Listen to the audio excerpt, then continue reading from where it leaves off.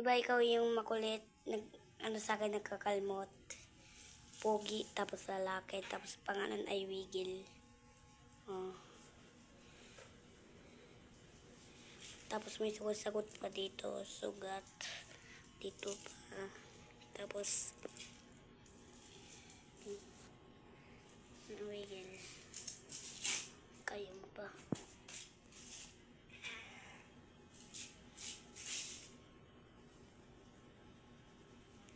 Wigil. Pero makinis pag din siya. Sa ibang tao, hindi lang daw. Wigil. Kasi ka? Saya. Bakit?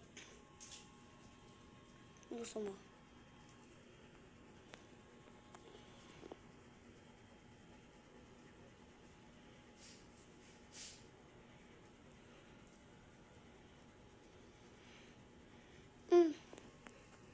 Will. Ay, naku.